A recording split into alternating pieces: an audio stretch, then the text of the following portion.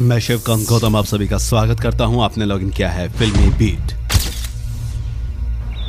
वो एक बार कोर्ट गई। कोर्ट पहुंचकर बेल के साथ बाहर आई। वो पहली और आखिरी बार कोर्ट गई थी क्योंकि वो देश के पहले और दुनिया के तीसरे मोस्ट वांटेड दाऊद इब्राहिम की बहन थी, क्योंकि वो मुंबई की गॉड मदर थी, क्योंकि वो हसीना पारकर थी। अब उनकी जिंदगी पर एक फिल्म बनने जा रही है जिसमें श्रद्धा कपूर हसीना तो उसके भाई सिद्धांत दाऊद का किरदार निभा रहे हैं। फिल्म चर्चा में है, श्रद्धा चर्चा में है। तो चलिए हम आपको बता देते हैं उस हसीना की कहानी। अप्रैल 2007 में एक एफआईआर दर्ज होती है। गार्डन हॉल अपार्टमेंट में उनके घर और आसपास भीड़ जमा होती है। वहां पर लोग बात कर रहे हैं, आपा लौट आएंगी, आपा के पास भाई है, उन्हें कुछ नहीं होगा। वहां खड़े जिस शख्स को भी आप निगाह भर के देख लेंगे वही अपने हिस्से की आपा सुनाने लगता था। इलाके में ही मोबाइल की दुकान चलाने वाला एक लड़का बताता है, साल भर पहले मेरी बहन एक आदमी के साथ भाग गई थी। आपा ने उस आदमी को धमकाया और मेरी बहन वापस आ गई।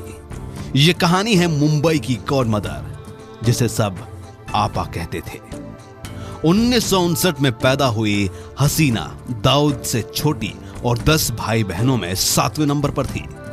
इब्राहिम कास्कर के ये सारे बच्चे महाराष्ट्र के रत्नागिरी में पैदा हुए थे। दाऊद ने अपने भाई शब्बीर इब्राहिम कास्कर के साथ डी कंपनी शुरू की थी। दाऊद की 4 बहनें थी, सईदा, फरजाना, मुमताज और हसीना। लेकिन उसके धंधे में उसकी किसी बहन के लिए जगह नहीं थी। हसीना के धंधे में आने की एक कहानी बिल्कुल फिल्मी है। उसके पति की हत्या मुंबई में हुई और उसके पति की इस हत्या ने उसे बना दिया गॉड मदर। दाऊद के अपराधों ने उसे 80 के दशक में ही भारत छोड़ने को मजबूर कर दिया, लेकिन वो बाहर बैठकर मुंबई चला रहा था। प्रोडक्शन मनी वसूलना, मर्डर और दूसरे गैरकानूनी धंधे दाऊद का सबसे बड़ा काम था। उसकी देखा देखी और भी बहुत सारे गैंगस्टर पैदा हुए, जिनके आपसी गैंगवार ने मुंबई की सड़कें खूब लाल की। 90 की शुरुआती में दाऊद के निशाने पर ब्रा गैंग यानी बाऊ रश्मि, रमा नाइक और अरुण गवली थे। इसका मुखिया था रमा नाइक। अरुण गवली उस समय गैंग का 3रे नंबर था। रश्मि और नाइक के मरने के बाद गैंग की कमान गवली के हाथ में आ गई। 1990 के आसपास दाऊद गवली ने शूटर्स को चुन चुन कर मरवा दिया। दाऊद मजबूत था, उसका सिंडिकेट बेहद ऑर्गेनाइज था। ऐसे में गवली गैंग को कोई सिरा मिल ही नहीं रहा था जिसे पकड़कर वो दाऊद तक पहुंच सके। इसी सिलसिले में जब दाऊद ने अरुण गवली के भाई पापा गवली को मरवा दिया तो अरुण और उसका गैंग टूट गया। मुंबई के गैंगस्टर्स का एक नियम था, दुश्मनी अपने बीच, घर वालों के बीच नहीं। आप उसे कैसे भी निपटाएं, पैसे का मामला हो या ताकत का, आप सामने वाले के घर वालों पर हाथ नहीं डालेंगे। पुलिस भी इस नियम का पालन करती थी, लेकिन गवली ने यह नियम तोड़ा। जब वो दाऊद और उसके गुर्गों का कुछ नहीं बिगाड़ पाया तो उसने हसीना के पति इस्माइल इब्राहिम पारकर की हत्या करवा दी। इस्माइल से हसीना की शादी तब हुई थी जब वो महज 17 साल की थी। इस्माइल जूनियर फिल्म आर्टिस्ट था, लेकिन बताते हैं कि बाद में उसने होटल का धंधा किया। नागपाड़ा में जहां हसीना रहती थी उसी इलाके में इस्माइल का एक होटल था। 26 जुलाई 1991 को हत्या वाले दिन इस्माइल दोपहर से अपने होटल के काउंटर पर बैठा था। तभी कार में कुछ हथियारबंद लोग आए और इस्माइल को भूनकर चले गए। दाऊद के जीजा का कत्ल हो चुका था, अब उसकी बारी थी। इस्माइल की हत्या के दौरान दाऊद गैंग में उथल पुथल मच गई। दाऊद के इर्द गिर्द बैठने वाले लोग उसे राजन के बारे में सोचने को कह रहे थे, लेकिन उसके मुताबिक राजन सिंडिकेट के अंदर एक सिंडिकेट चला रहा था और एक दिन गैंग पर कब्जा कर सकता था। दाऊद इन बातों पर ध्यान नहीं दे रहा था। तो राजन के खिलाफ बोलने वाले सुनील सावंत उर्फ सोत्या और छोटा शकील ने दाऊद से कहा कि अगर राजन वफादार है तो उसने इतने दिनों बाद भी इस्माइल का बदला क्यों नहीं लिया। जब दाऊद ने राजन से पूछा तो राजन ने कहा कि इस्माइल के हत्यारे जेजे हॉस्पिटल में टाइप सिक्योरिटी के बीच में एडमिट हैं, उनके बाहर आते ही उन्हें मार दिया जाएगा। सोत्या और शकील ने मौका लपक लिया। उन्होंने दाऊद से कहा कि वे इस्माइल का बदला लेना चाहेंगे। दाऊद ने इजाजत दे दी और उन दोनों के पास दाऊद की नजरों में ऊपर उठने का यह एक अच्छा मौका था। इस काम के लिए उन्होंने यूपी के गैंगस्टर ब्रजेश सिंह और उसके 2 करीबी शूटर बच्ची पांडे और सुभाष सिंह ठाकुर को अपने पास हायर किया। सबको ऑटोमेटिक हथियार दिए गए। यह पहली बार था जब किसी शूट आउट में AK-47 का इस्तेमाल हुआ था। 12 सितंबर 1992 को शूट आउट के कुछ घंटे पहले ही रेकी की गई। फिर हॉस्पिटल में घुसकर शैलेश हलकदर को मार दिया गया, जिस पर इस्माइल की हत्या का शक था। रेकी करने वाले ये नहीं जान पाए कि एक और शख्स बिपिन शेरे दूसरे वार्ड में शिफ्ट किया जा चुका था, वरना वो उसे भी मारने वाले थे। आमतौर पर अंडरवर्ल्ड वाले पुलिस की दुश्मनी से बचने के लिए पुलिस वालों पर हमला नहीं करते थे, लेकिन यह हमला इतना बड़ा था कि इसमें 2 पुलिस कांस्टेबल और 1 इंस्पेक्टर की मौत हो गई। इस्माइल का बदला लेने के बाद हसीना अपनी नई माद नागपाड़ा के गार्डन हॉल अपार्टमेंट में शिफ्ट हो गई। यहां उसे जो घर पसंद आया था उसने उसका ताला तुड़वाकर रहना शुरू कर दिया और किसी ने उससे शिकायत भी नहीं की। अड्डा जमा और यहीं से हसीना ने अपना क्राइम सिंडिकेट चलाना शुरू कर दिया। दाऊद के भारत से चले जाने के बाद उसकी बेनामी संपत्ति हसीना के नाम आ गई। दाऊद के भारत से जाने के बाद हसीना का काम उसकी 54 बेनामी संपत्तियों की देखरेख करना था, लेकिन खुद धंधे में आने के बाद हसीना को अब इसमें मजा आने लगा और वो एक्टिव हो गई। बेशुमार ताकत, अपने इर्द गिर्द एहसानों से दबे लोग, हर अवैध ट्रांजैक्शन में हिस्सा, मुंबई में हर इमारत बनने से पहले उसकी इजाजत। हसीना को मुंबई पर राज करना भी भा रहा था। वो इसमें डूब चुकी थी। बताते हैं कि दाऊद को यह बिल्कुल पसंद नहीं था। उसने कई बार हसीना को मना भी किया, लेकिन हसीना को यह सब करने की जरूरत ही नहीं थी। बहनों को कोई दिक्कत ना हो, इसके लिए दाऊद अपनी 4 बहनों को महीनों करोड़ों रुपए भेजता था, लेकिन हसीना को ताकत की लत लग चुकी थी और इसका इलाज अब नहीं था।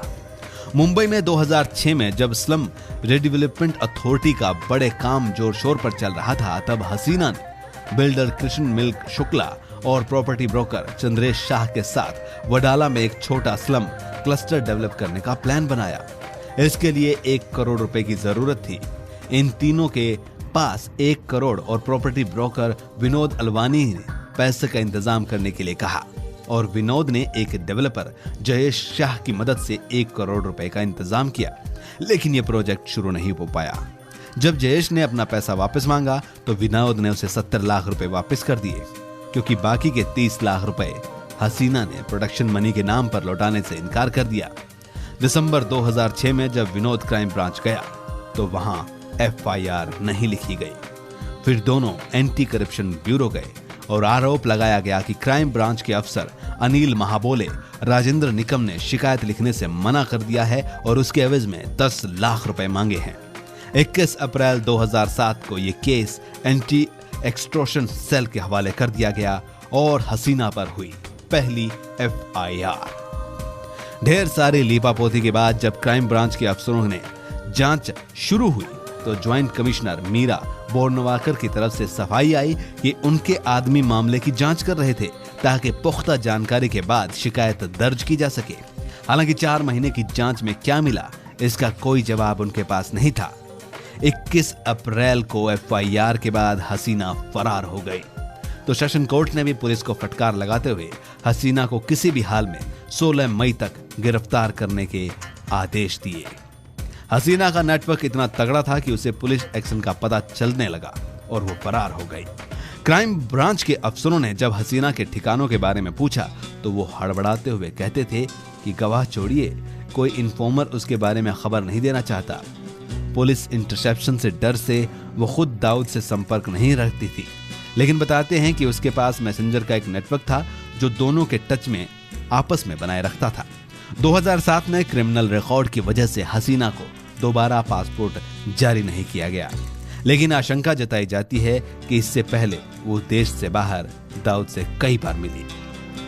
इंडिया टुडे की 2007 में एक रिपोर्ट आई थी। इसके मुताबिक हसीना इलाके में होने वाले हर अवैध धंधे के इन्वॉल्वमेंट होती थी। मुंबई में जितने भी संदेहास्पद ट्रांजैक्शन होते थे, हसीना का उसमें हिस्सा होता था। इन पैसों के बदले वो लोगों को कानूनी पचड़ों से प्रोटेक्शन देती थी। एक वक्त था जब मुंबई में सरकारी इमारत भी हसीना की इजाजत से बनती थी, उसमें भी हसीना का हिस्सा होता था। लोग अपने विवाद लेकर हसीना के पास आते थे और वो उन्हें सुलटा देती थी। इसके बदले वो मोटी रकम वसूल करती थी। झुग्गियों में रहने वाले लोगों से उनकी जगह अपने प्लॉट डेवलप करने की परमिशन लेने के लिए मुंबई के ढेर सारे बिल्डर हसीना के पास आते थे। SRA प्लॉट्स में अंडरवर्ल्ड का इतना दखल हो गया था कि कोर्ट को 247 SRA मामले में जांच का आदेश देना पड़ा था।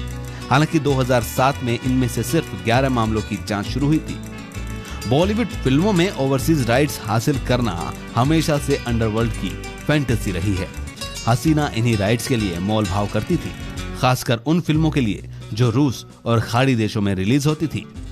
कथित तौर पर हसीना हवाला रैकेट में शामिल थी, जिसमें भारत से मिडिल ईस्ट पैसे भेजे जाते थे और वहां से मंगाए जाते थे। मुंबई में केबल ऑपरेटर्स का झगड़ा बहुत फेमस है। अंडरवर्ल्ड के बाद दूसरे नंबर पर इसी का नाम आता है, जिनमें न जाने कितने मर्डर हो चुके हैं। अपने इलाके में केबल ऑपरेटर अपनी गॉड मदर से मदद मांगने जाते थे। हसीना की इनकम का सबसे बड़ा हिस्सा अवैध वसूली ही था। प्रॉपर्टी और ठेकेदारी से जुड़े विवाद वो पैसे लेकर निपटाती थी। हसीना के परिवार में उसका पति, 2 बेटे 2 बेटियां थी। 2005 में उसने अपनी बड़ी बेटी की एक बिजनेसमैन से शादी कर दी थी। इसके बड़े बेटे दानिश की अप्रैल 2006 में एक सड़क हादसे में मौत हो गई थी। दानिश धंधे में हसीना का हाथ बटाता था। हसीना का काम ऑर्डर देना और सलीम का काम उसे एग्जीक्यूट करना था। उसके अलावा एक और आदमी था, सलीम पटेल, जो हसीना का दायां हाथ था। हसीना के साथ आने से पहले सलीम इस्माइल का ड्राइवर था। हसीना के छोटे बेटे का नाम अली शाह है। 6 जुलाई 2014 को रमजान के महीने में हसीना पारकर को हार्ट अटैक आया और उसकी मौत हो गई। हसीना ने उस दिन रोजा रखा था। सीने में दर्द होने के बाद उसे हबीब हॉस्पिटल ले जाया गया, जहां उसकी मौत हो गई। इससे पहले वो कई महीनों तक माइग्रेन से जूझती रही। माइग्रेन की वजह से वो अधिकतर वक्त बिस्तर पर रहती थी। लोगों से मिलना जुलना बेहद कम हो गया था।